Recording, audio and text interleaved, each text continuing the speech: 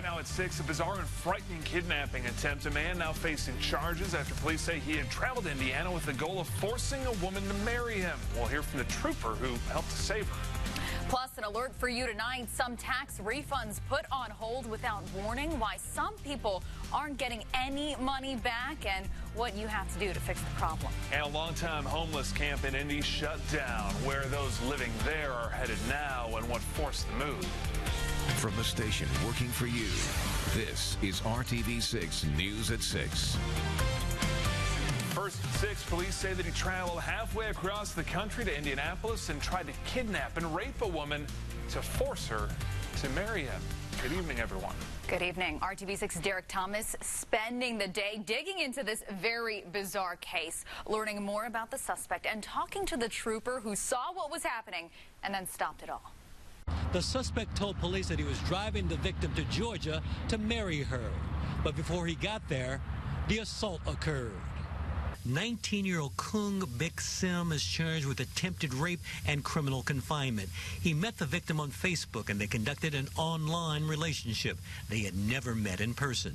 Sim learned she was going to be in Indiana for a wedding and that was their first contact. He spotted her at the wedding and took her phone away from her. She followed him to the car to get it back and that is when he took off with her in his car.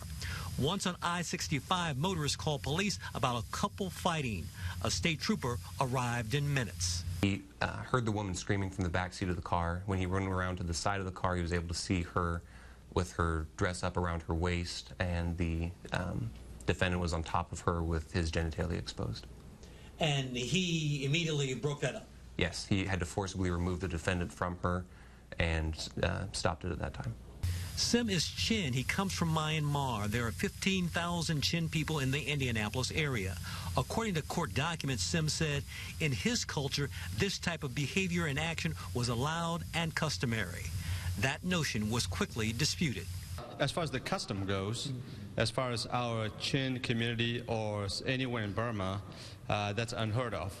And our custom totally is against something like forceful, whether it's sexually, it is totally against our custom.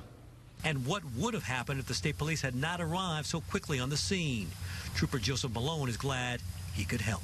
And then I just took the aggression out of the situation, neutralized the situation, and then you can see the fear that was on the young lady's face dissipate as I sat there and calmed her down as we waited for other units to arrive. The suspect is free on $19,000 bond. His initial court appearance is set for May 11th.